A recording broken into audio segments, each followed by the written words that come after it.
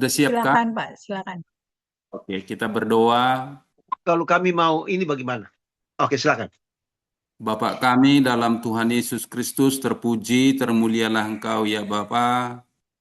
Kami mau Tuhan untuk melanjutkan pembekalan akan kebenaran firman Tuhan tentang kebangkitan Yesus Kristus yang akan disampaikan di tengah-tengah gerejamu besok. Takut bercampur sukacita yang besar.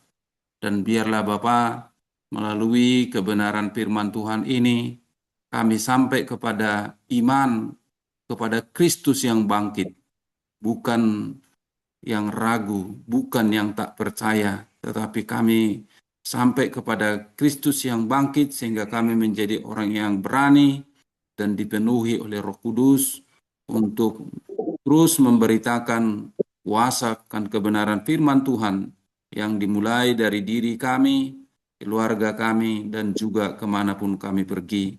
Terima kasih Bapak, kami yakin pemberitaan ini semuanya di dalam hikmat Tuhan. Terpuji, termulialah Engkau. Dalam Kristus Yesus kami berdoa dan mengucap syukur. Amin. Baik, saudara-saudara yang kekasih dalam Tuhan Yesus Kristus, kita akan membuka Alkitab kita dari Matius 28 ayat 1 sampai ayat yang ke-10. Firman Tuhan mengatakan seperti ini. Kebangkitan Yesus setelah hari Sabat lewat, menjelang meningsingnya fajar pada hari pertama minggu itu, pergilah Maria Magdalena dan Maria yang lain menengok kubur itu. Tiba-tiba terjadilah gempa bumi yang hebat, sebab seorang malaikat Tuhan yang turun dari langit datang ke batu penutup itu dan menggulingkannya lalu duduk di atasnya. Wujudnya bagaikan kilat dan pakaiannya putih bagaikan salju. Penjaga-penjaga itu pun gentar ketakutan dan menjadi seperti orang-orang mati. Akan tetapi malaikat itu berkata kepada perempuan-perempuan itu, "Janganlah takut, sebab aku tahu kamu mencari Yesus yang disalibkan itu. Ia tidak ada di sini, sebab ia telah bangkit, sama seperti yang telah dikatakannya. Mari, lihatlah tempat ia dibaringkan. Segeralah pergi dan katakanlah kepada murid-muridnya bahwa ia telah bangkit dari antara orang mati. Ia mendahului kamu ke Galilea. Di sana kamu akan melihat dia. Sesungguhnya aku telah mengatakannya kepadamu." Mereka segera pergi dari kubur itu dengan takut dan sukacita yang besar, dan berlari cepat-cepat untuk memberitahukannya kepada murid-murid Yesus. Tiba-tiba Yesus menjumpai mereka yang berkata, "Salam bagimu." Mereka mendekatinya dan memeluk kakinya serta menyembahnya. Kata Yesus kepada mereka, "Jangan takut, pergi dan katakanlah kepada saudara-saudaraku supaya mereka pergi ke Galilea, dan di sanalah mereka akan melihat aku." Sedemikian jauh firman Tuhan. Saudara yang kekasih dalam Tuhan Yesus Kristus, bahwasannya kubur Tuhan Yesus itu dijaga sangat ketat dan juga ditutup dengan batu begitu sebagaimana yang dikatakan dalam perikop sebelumnya, bahwasannya setelah Yesus dimakamkan ke dalam kubur, dan ada juga ketakutan dari musuh-musuhnya, mengatakan gini, dan mereka berkata, "Tuhan, kami ingat bahwa sewaktu hidup di Sipenesat itu berkata, 3 hari aku akan bangkit." Gitu. Jadi saudara-saudara yang kekasih, mereka menutup kuburan Tuhan Yesus itu dengan batu yang besar begitu. Tapi ini Maria Magdalena ini tidak punya ketakutan. Mereka tidak berpikir siapa yang sebetulnya menggulingkan batu yang besar itu yang beratnya mungkin 1 ton lebih. Mereka datang ke kubur itu hanya dengan penuh semangat sekali begitu. Berjumpa dengan yang mereka kasihi. Mereka sudah mempersiapkan rempah-rempah untuk bagaimana untuk menunjukkan cintanya mereka kepada Tuhan Yesus Kristus. Jadi saudara-saudara, bahwasannya melalui kedekatan dengan orang yang mereka sayangi itu mau mereka lakukan, sama seperti mungkin dalam budaya Jawa, yaitu budaya nyekar begitu. Mereka melakukan itu oleh karena cinta mereka kepada Tuhan Yesus. Mereka tidak memperdulikan bahwasannya siapa nanti yang akan menggulingkan batu itu. Tapi mereka datang ke tempat itu oleh karena sukacita, sekalipun mereka sebetulnya ada ketakutan terhadap pemimpin-pemimpin agama Yahudi gitu. Bagaimana perjumpaan dengan kebangkitan Kristus itu sebetulnya setelah kita baca teks tadi mengubah duka masa lalu mereka menjadi satu keberanian untuk bisa bermisi di masa depan setelah mereka gitu sampai di kubur itu. Rupanya ada sesuatu yang terjadi sangat luar biasa. Saudara-saudari, mari kita dalamin lebih dalam kebenaran firman Tuhan ini dengan tema takut bercampur sukacita yang besar gitu. Saudara-saudari, menengok kubur di tengah gelapnya duka. Jadi sabat berakhir, Maria Magdalena dan Maria yang lain melangkah dalam duka dan ketidakpastian. Jadi mereka tidak memikirkan siapa yang menggulingkan batu yang besar itu gitu. Fajar meningsing, kedatangan mereka bukan untuk mencari mujizat, melainkan menjalankan rutinitas kesetiaan. Relevansinya sama seperti mungkin tradisi nekar di Jawa gitu. Dalam filosofi Nusantara, langkah para perempuan ini serupa dengan tradisi nekar. Sebuah upaya untuk menjaga ikatan batin dengan yang wafat. Ketaatan seringkali tidak dimulai dari hal dramatis, melainkan dari langkah yang sederhana, yang senyap gitu. Rupanya di dalam peristiwa itu terjadi karya agung Allah kerap dimulai dari kesetiaan di pagi yang gelap itu gitu. Saudara-saudari, ada intervensi kosmis yang meruntuhkan kuasa dunia. Bumi bergoncang. Seismos megas, sama seperti yang kita rayakan dalam Jumat Agung jam 12 sampai jam 3 gelap gulita dan terjadi gempa bumi. Dan juga ini diingatkan lagi gitu, terjadi gempa bumi yang sangat dahsyat. Bukan sekedar fenomena alam. Ini adalah penanda eskatologis serupa dengan gempa saat penyalipan.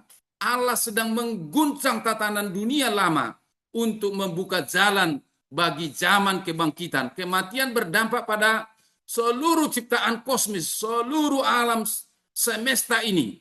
Jadi tak tahu saudara-saudari, saya mengamati setiap Jumat Agung itu sepertinya alam juga ikut mendung, ikut menangis atas kepergian Tuhan Yesus Kristus itu gitu. Ketika dia menyatakan, ya Bapa, ke dalam tanganmu lah kuserahkan nyawaku gitu.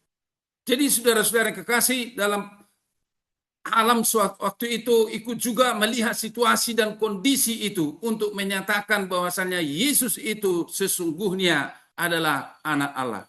Saudara-saudari, sebagaimana yang saya ungkapkan tadi, segel kematian dipatahkan. Malaikat Tuhan turun, menggulingkan batu yang beratnya barangkali 1,5 ton itu, dan duduk di atas batu itu sebagai tanda kemenangan. Tindakan ini adalah visualisasi penaklukan total.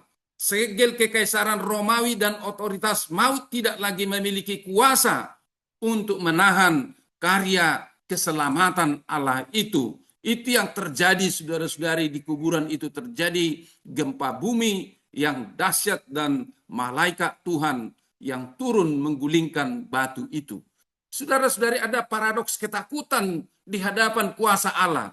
Ada dua kelompok saudara-saudari, bahwasannya saksi melihat intervensi ilahi yang sama, namun menghasilkan respon ketakutan yang bertolak belakang, yaitu penjaga Romawi yang menjaga dengan otoritas duniawi yang sangat ketat, dan juga para perempuan yang menjadi saksi mata. Mari kita lihat dalam ayat 2 sampai ayat yang 4 itu gitu, apa yang terjadi di situ. Bahwasannya penjaga Romawi ini dia sangat ketakutan. Dalam ketakutannya itu dia memakai kekuatan senjata dan juga di bawah otoritas Romawi pada masa itu gitu.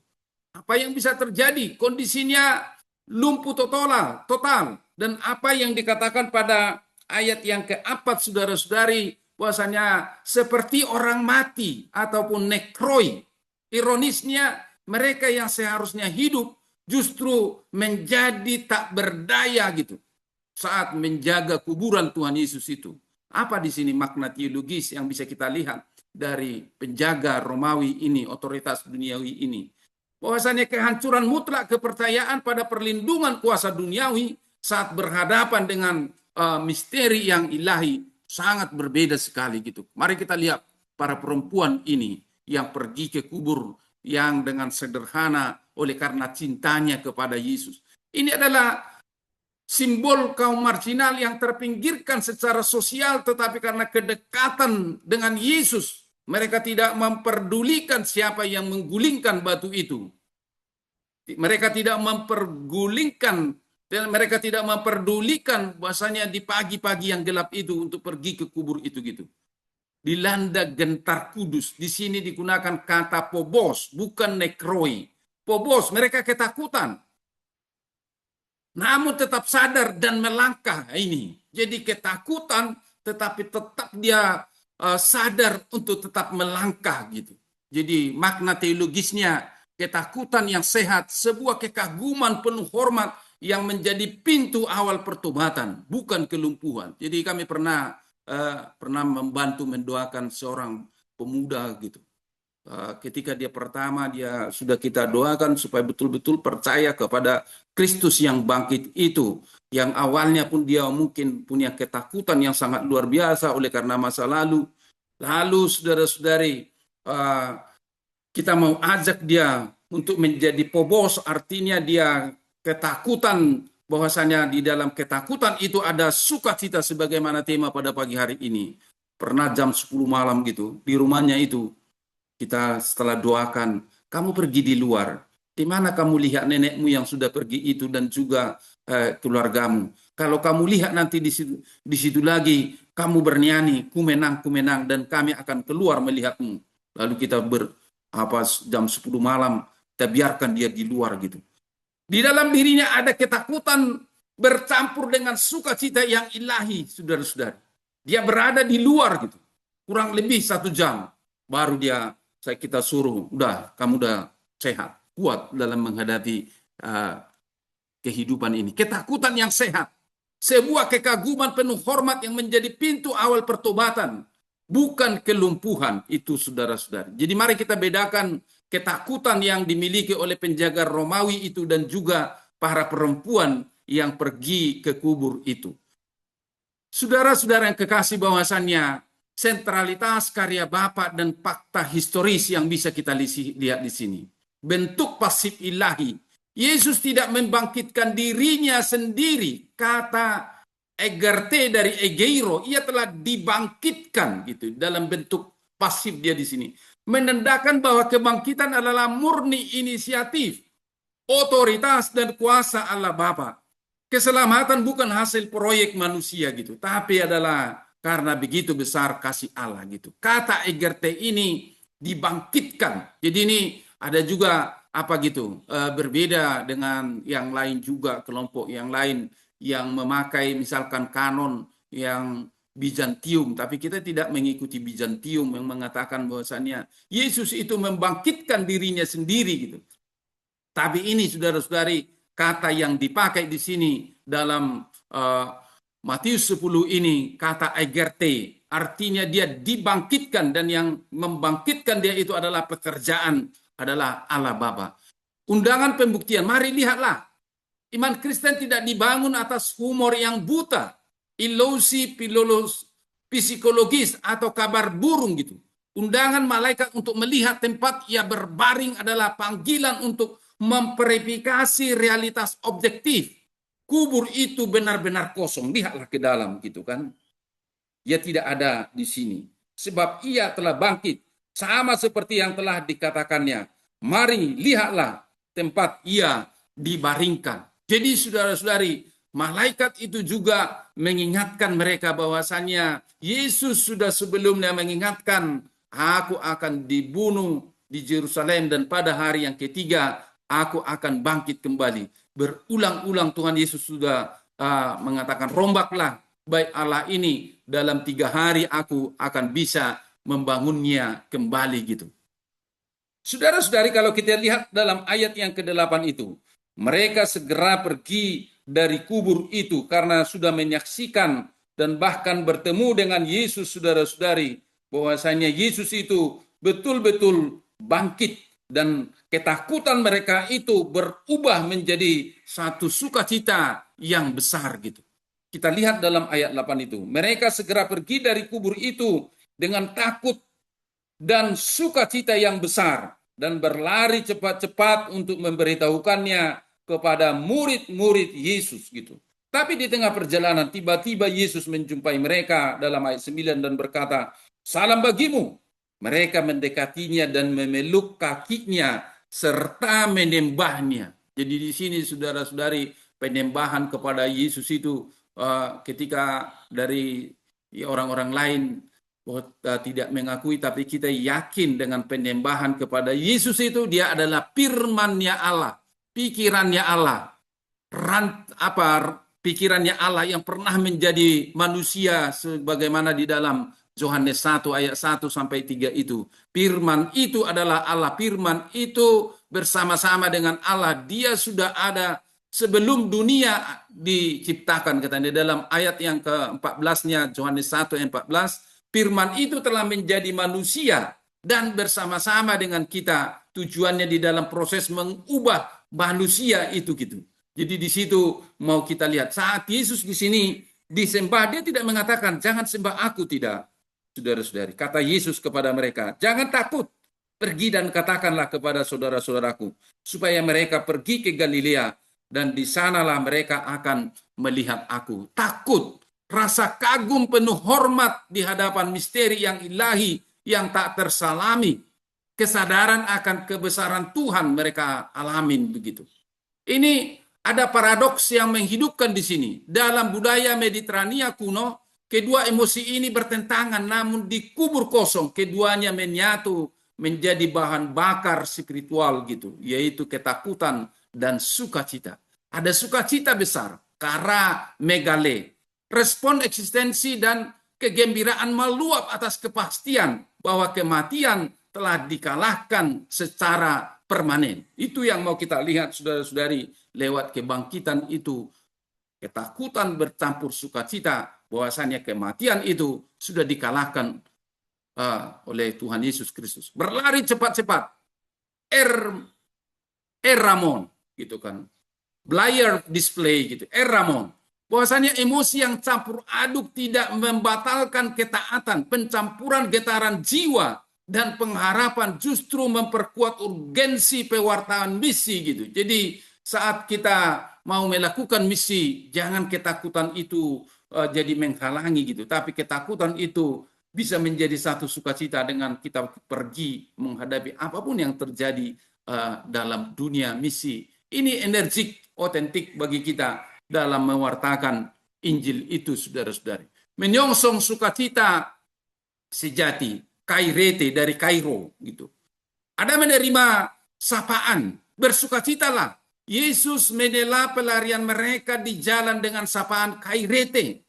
Ini bukan sekedar salam basa-basi, melainkan pengukuhan sukacita total yang mengendurkan sisa ketakutan mereka gitu. Itu. Memeluk kaki Yesus, tindakan memeluk kaki memvalidasi bahwa kebangkitan Kristus adalah realitas fisik.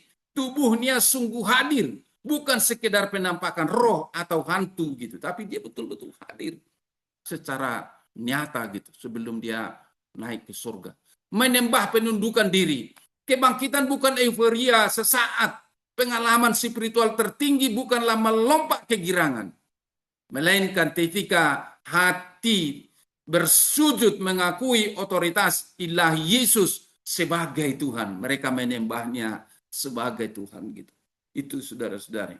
Jadi kalau kita perdebatkan pun itu, bahwasanya Yesus itu adalah Tuhan itu panjang lebar lagi. Tapi mari kita yakini, kalaupun tidak pintar kita berdebat, kita yakin Yesus itu adalah Tuhan. Tuhan dalam arti dia adalah firman-Nya Allah yang pernah berinkarnasi menjadi manusia. Dan dalam Jumat Agung itu ketika dikatakan, ya Bapa, ke dalam tanganmu lah kuserahkan nyawaku. Ya betul-betul kembali kepada pemilik firman itu, yaitu adalah Bapa yang di surga. Jadi saat dia disembah, dia tidak melarang saudara-saudari itu. Jadi itu yang bisa kita lihat dari kebenaran firman Tuhan ini. Ada anatomi pemulihan saudara-saudaraku. Kegagalan masa lalu.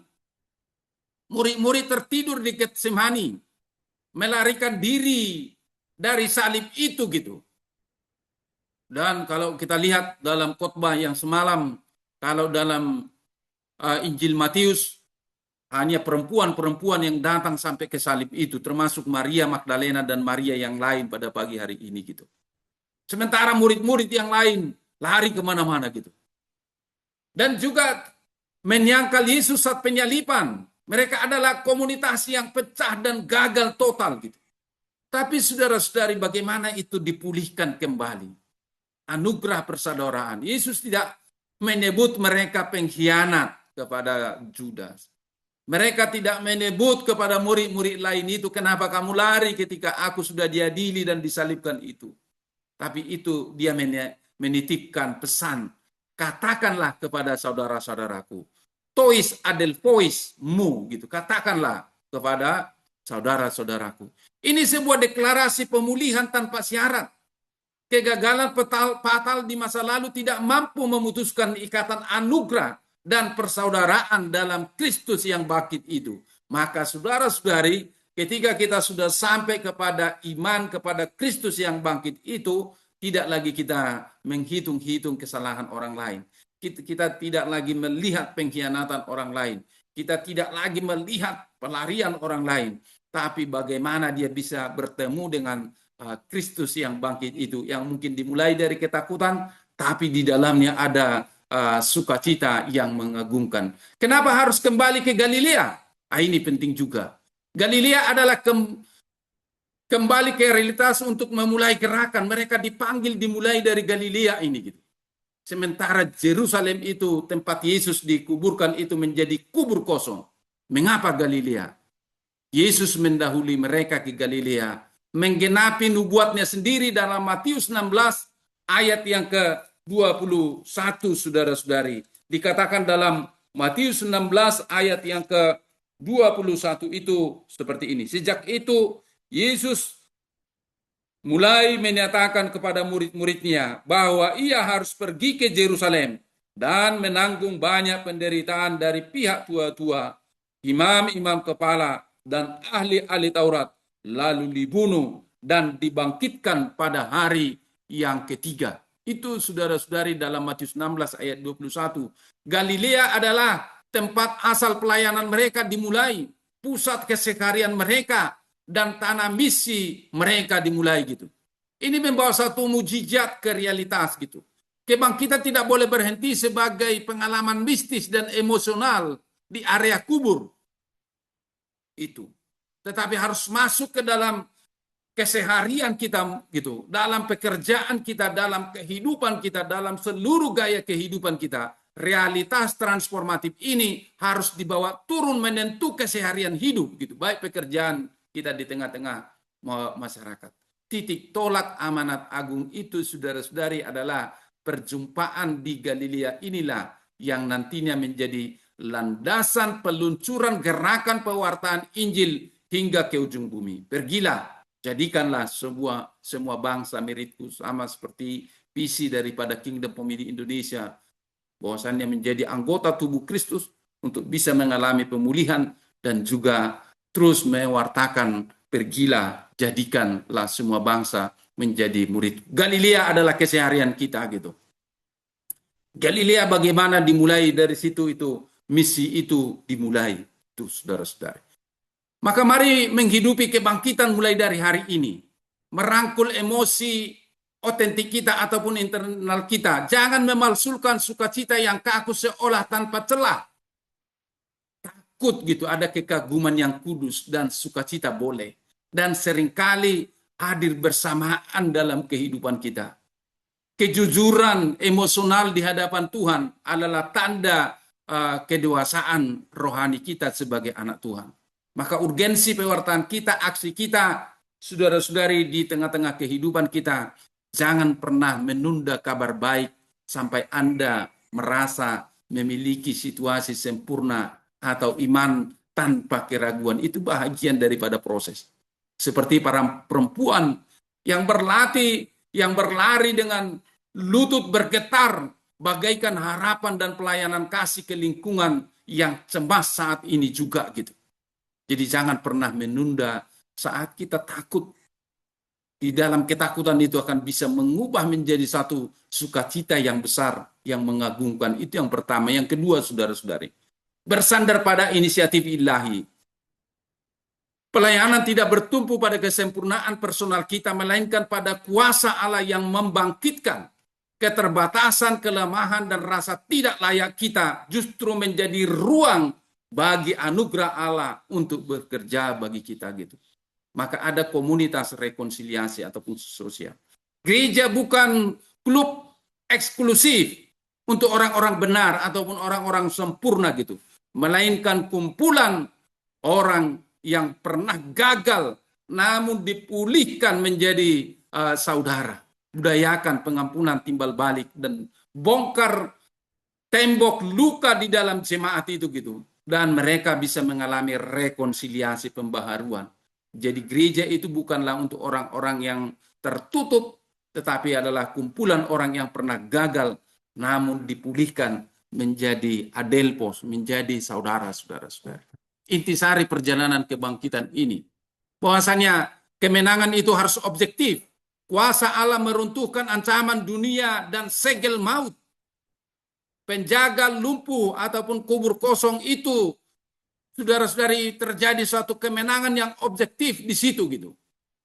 Lalu ada bahan bakar misi, bahwasanya emosi manusia yang paradoksal, takut dan sukacita diolah menjadi energi pelayanan yang otentik gitu. Ada pemulihan relasi. Kegagalan kelam di masa lalu secara total diampuni dan diubah menjadi anugerah persaudaraan gitu. Panggilan keseharian kita beranjak dari kubur ketakutan menuju Galilea ataupun dunia nyata untuk mewartakan ketaatan kita. Saudara, kalau kita sudah sampai kepada iman yang seperti ini, bahwasanya kemenangan Yesus Kristus itu adalah kemenangan yang objektif bagi kita, itu adalah iman kepada Kristus yang sudah bangkit. Yang saudara-saudari kita sudah dipulihkan dari masa lalu kita yang tidak beres. Yang dimana kita yang sebelumnya kita masih ragu, masih lari gitu, atau mungkin menyangkal seperti Petrus. Tapi setelah kita bertemu dengan Yesus yang sudah bangkit itu, kita dipulihkan dan kita menjadi orang yang berani di dalam hidup ini. Saudara-saudara, ada 3 iman. Iblis pun percayanya kepada Tuhan, tapi tidak menyerahkan diri gitu.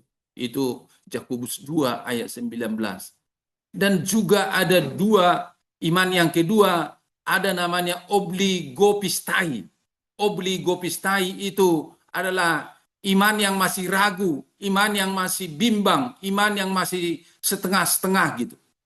Nah itu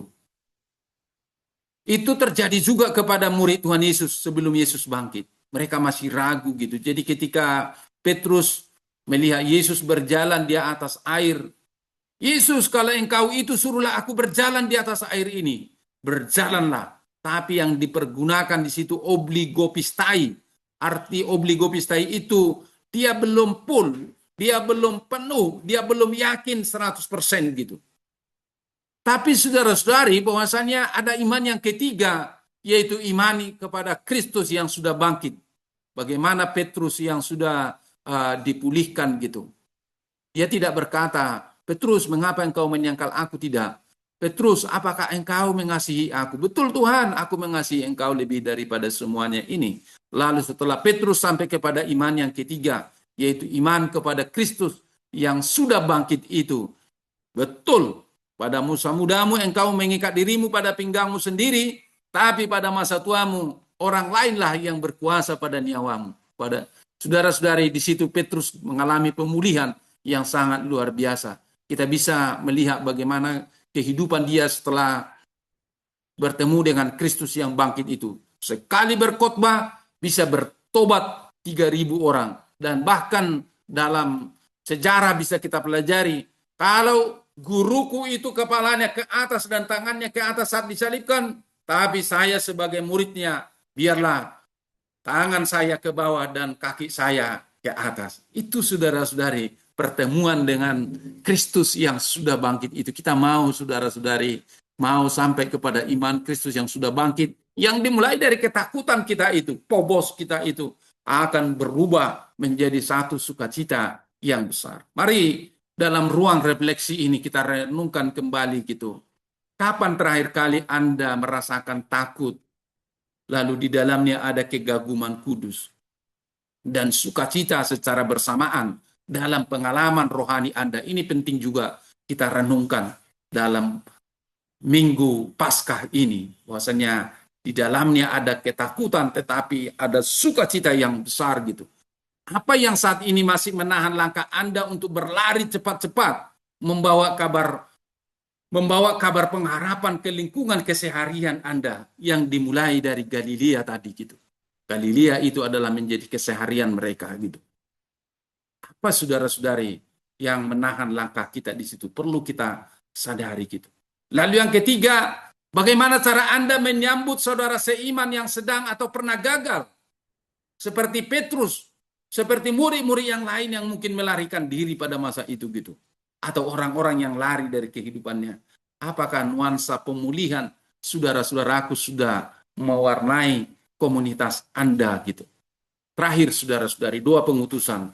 Bapa yang hidup, Engkau membangkitkan Yesus Kristus dari antara orang mati. Terimalah syukur kami atas maut yang telah Engkau kalahkan. Nyatakanlah kepada kami sukacita kebangkitan dan utuslah kami seperti para perempuan di kubur itu, bukan tanpa takut, tetapi penuh sukacita dalam ketaatan untuk memberitakan namamu. Dalam nama Yesus kami berdoa. Amin. Baik, kami serahkan kembali ke Ibu